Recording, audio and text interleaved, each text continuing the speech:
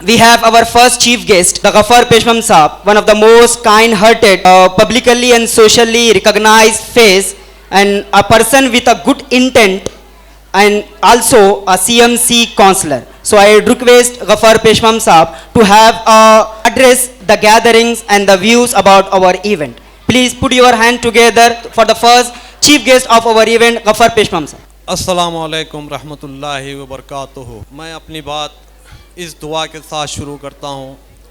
अल्लाहुम्मा अफ्ता अलैना हिकमतका वंशुर अलैना रहमतका या ज़ल जलाली वल इकराम। ऐ अल्लाह अज़्ज़ व जल हम पर इल्म व हिकमत के दरवाज़े खोल दे और हम पर अपनी रहमत नाजिल फरमा।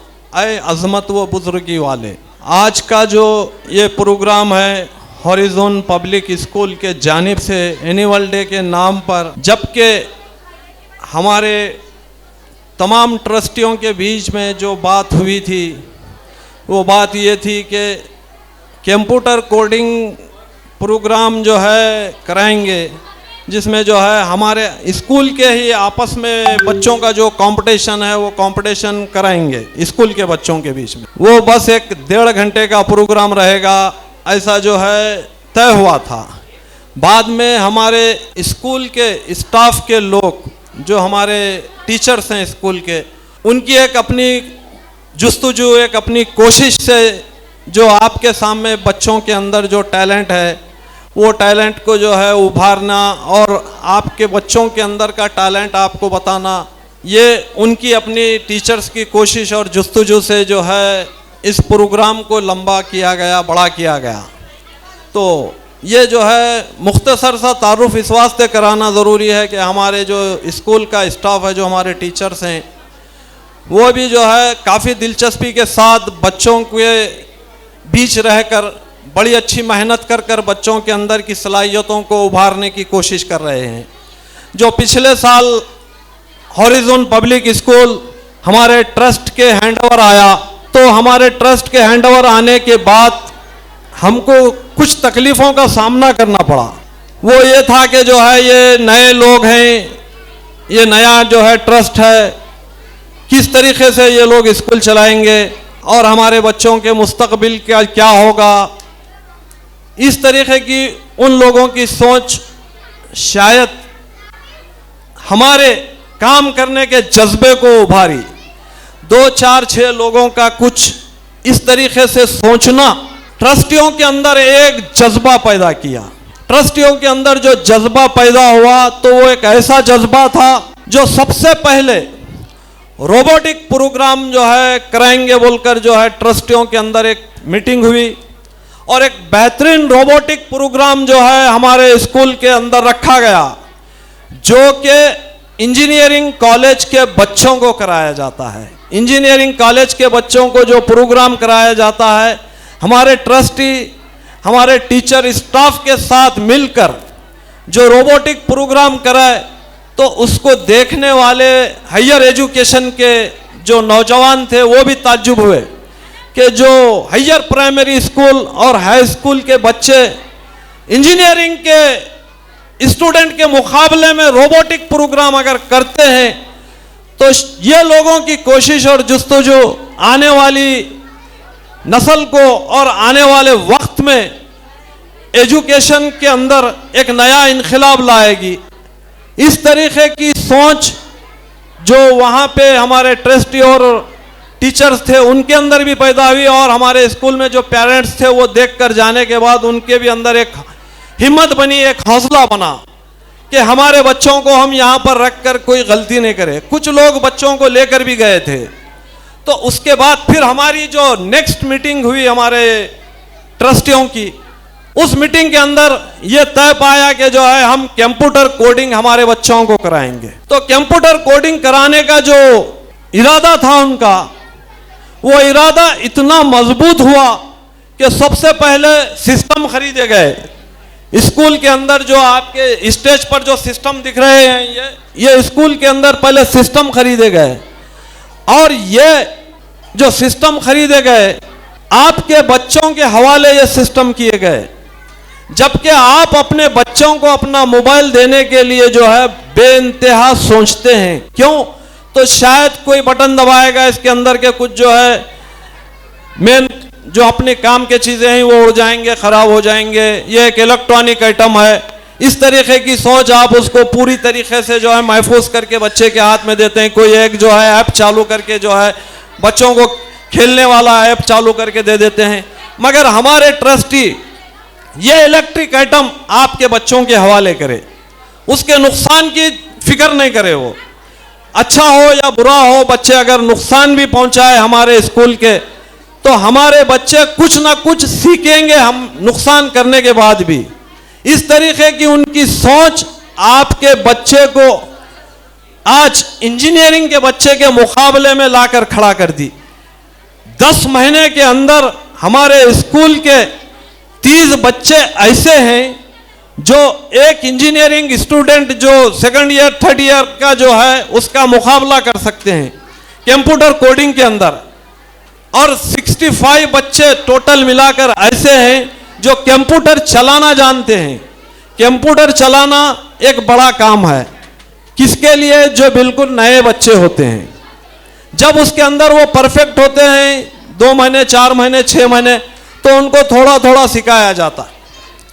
जो बच्चे थोड़ा थोड़ा सीखते हैं, माउस पकड़ना, फिर उसके अंदर जो है उसको चालू करना, उसके अंदर के जो है जो भी ऑप्शन है उसको जो है निकालना, तो ये सारी चीज़ जो है आप किसी कंप्यूटर क्लास में भी भेजे तो वो बच्चों को सिखाने के लिए कम से कम 3 महीने 4 महीने 6 महीने का वक्त लेते हैं। हमारे स्कूल के जो टीचर्स हैं और जो हमारे ट्रस्टी हैं, वो लोग बच्चों को अपना वक्त देकर बच्चों को सिखाने के अंदर जो जुस्तजू दिखाए, वो जुस्तजू आपके सामने इंशाअल्लाह एक 15 मिनट के बाद जो है पूरी तरीके से इस स्क्रीन पर आएगी। आप भी उस जुस्तजू को देखकर उन टीचर्स को और ओरिजिन स्टाफ को मुबारकबाद दीजिए, क्योंकि ये काम छोटा काम नहीं है। आज बसो कल्याण या पूरे बिदर जिले के अंदर प्राइमरी और हायर प्राइमरी हाई स्कूल के बच्चों को कंप्यूटर पर बैठने भी नहीं देते। हम उन बच्चों को गेम बनाना सिखाए। आपका बच्चा अपने बनाए हुए गेम आपके अपने मोबाइल में डालकर आपके अपने रिश्तेदारों को, अपने दोस्तों को भिजाकर जो है एक अपनी खुश जहनियत का इजहार कर सकता है, अपनी अच्छी जहनियत का इजहार कर सकता है। तो आपके सामने जो चीज़ है वो आपके बच्चे को आने वाले वक्त में रोजगार की तरफ लेकर जाएगी। आज हर आदमी अपना रोजगार एजुकेशन में ढूंढ रहा है, तो अपना रोजगार जो एजुकेशन में ढूंढ रहा है हर आदमी, तो उसकी एक मिसाल है आज बड़े बड़े अमेरिकन कंपनियों में हैदराबाद, बेंगलोर, पूना, जहां पर जो है बसो कल्याण के कई बच्चे अपना रोजगार वहां रहकर कमा रहे हैं। तो एजुकेशन में रोजगार बहुत बड़ा रोजगार है। एजुकेशन में रोजगार ढूंढने के लिए आपके बच्चे के अंदर टैलेंट होना, तो आपका बच्चा अगर पहले से टैलेंटेड है तो उसको सिखाने के या सीखने के लिए कम से कम सेकंड ईयर पास करने के बाद वो मौका मिलता है। और हमारे स्कूल के जो ट्रस्टी हैं उसको 10th में जाने से पहले सेकंड ईयर वाली बात का जो मुकाम है वो मुकाम पर लाकर खड़ा कर दिए। तो ये एक बड़ी बात है और एक बड़ा काम है। जैसे पिछले ज़माने में आज से 50 साल 60 साल पहले भी जो है जो एजुकेशन में रोज़गार था वो जो है प्राइवेट एजुकेशन जैसे गवर्नमेंट एजुकेशन गवर्नमेंट स्कूलों में दिया जाता है, वो जो है 50 साल 60 साल पहले प्राइवेट एजुकेशन था। जो हमारे नीटूर वाले मौल साहब के पास पढ़ते थे लोग, या जो है देवप्रसाद मास्टर काली गली में, या अबुल्ला मौल साहब, जिसको जो है मोड़ी की जो है भाषा मोड़ी की तालीम बोलते थे। तो वो मोड़ी की तालीम जो है अड़त बाज़ार और जो है मेन रोड के दुकानों के कारोबारी जो है मुकामात पर चलती थी, जहाँ पर प्राइवेट एजुकेशन में जो सीखा उसी को नौकरी मिलती थी, और जो गवर्नमेंट एजुकेशन स्कूलों में पढ़ा उसको वो काम नहीं मिलता था, क्योंकि वो एक महारत वाला काम था। आज का जो है जो कैलकुलेटर है वो कैलकुलेटर जो है 2 बटन दबाने के बाद आवाज जवाब देता है, मगर उस जमाने में जो है जो प्राइवेट एजुकेशन हासिल करते थे वो सिर्फ अपने उस्ताद के एक सवाल पर फौरी जवाब देते थे, तो वो कंप्यूटर से फास्ट चलते थे। आपको आपके बच्चे से अगर उसका मौल साहब सवाल किया, बोल बेटे कितनी 25-50, बोलता साथ साथ बोलता था 10-25-50। उसको 2 बटन दबाने की जरूरत नहीं पड़ती थी। बच्चे के अंदर इतना टैलेंट होता था जो 50 साल पहले जो थे, और किसी को हिसाब करने के लिए इतना आसान जो है वो जो दौर था वो तालीमी इतना आसान दौर था। आपके बच्चे को वो सिखाने के लिए 4 पाव कितना होता है अगर पूछे तो जो है वो सोचने में पड़ जाता है। मगर वो जमाने के तालीम ऐसी थी, 1 पाव पावा, 2 पाव अर्धा, 3 पाव पौन, 4 पाव 1, 4 पाव 1 होता है। इस तरीके से आपके बच्चे को आज जवाब देने को तकलीफ होती है, मगर उस जमाने का बच्चा फौरी बोलता था, 4 पाव 1 बोलता था। तो ये जो प्राइवेट एजुकेशन जो उस जमाने में था वहां पर रोजगार मिलता था।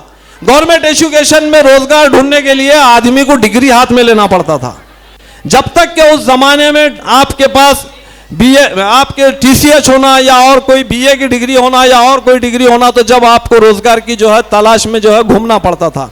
मगर जो प्राइवेट एजुकेशन हासिल करे उनको रोजगार मिल जाता था।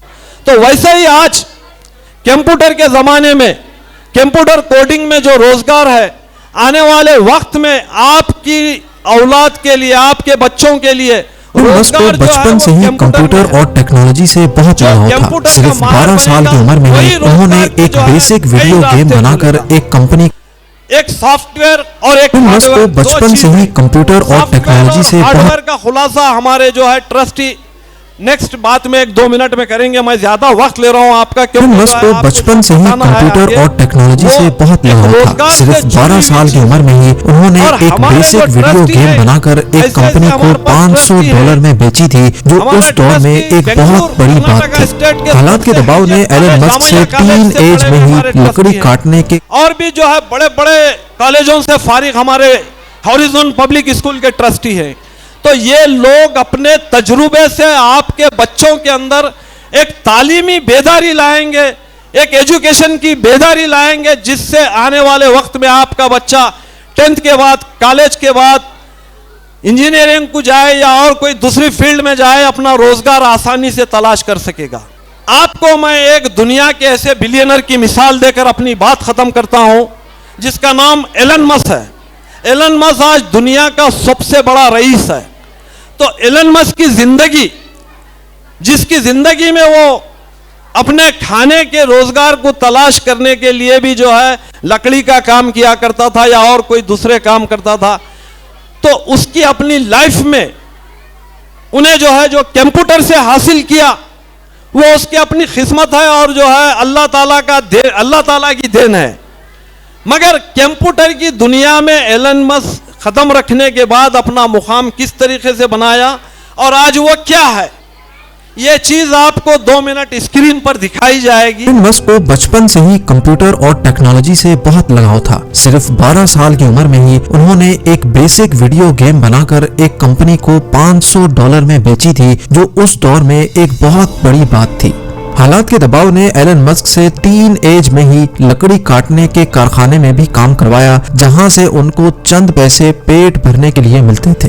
लेकिन साथ साथ अपनी पढ़ाई मुकम्मल करने के बाद एलन मस्क ने 1997 में फिजिक्स और इकोनॉमिक्स में बैचलर्स डिग्री मुकम्मल कर ली। उन्होंने जॉब हासिल करने के लिए नेटस्केप नामी मशहूर IT कंपनी में अप्लाई भी किया, लेकिन उनको वहां से कभी कोई जवाब नहीं मिला। उसी दौरान एलन मस्क का admission Stanford University PhD programme में भी हो गया। PhD प्रोग्राम के दूसरे ही दिन उन्होंने स्टैनफोर्ड जैसी यूनिवर्सिटी छोड़कर बिजनेस करने का प्लान बनाया, जिसके लिए उन्होंने अपने भाई के साथ मिलकर Zip2 नामी एक सिटी गाइड वेबसाइट खोली। इस कंपनी में सिर्फ एक कंप्यूटर होता था, क्योंकि इनके पास दूसरा कंप्यूटर खरीदने के पैसे नहीं थे, और उसी कंप्यूटर से दिन के टाइम पे वेबसाइट चलती थी और रात के टाइम पे वेबसाइट पे काम किया जाता था। आखिरकार एलन मस्क और उसके भाई की मेहनत रंग ले आई और साल 2000 में कॉम्पैक ने Zip2 को $307 मिलियन में खरीद लिया, जिसमें से एलन मस्क का हिस्सा $22 मिलियन था, जो आज के दौर में 160 करोड़ रुपए बनते हैं। लेकिन किसी को क्या पता था कि एलन मस्क की जिंदगी के इस मोड़ से आगे सिर्फ कामयाबियां ही कामयाबियां हैं। इन पैसों से एलन मस्क एक ऑनलाइन बैंक खोलना चाहते थे, जिसके लिए उन्होंने X.com वेबसाइट खोली, जो थोड़े ही टाइम में पेपॉल के नाम से मार्केट में लॉन्च हो गई। और 2002 में पेपॉल को ईबे ने महंगे दामों खरीद लिया, जिसमें से एलन मस्क का हिस्सा $165 मिलियन यानी 1250 करोड़ रुपए था।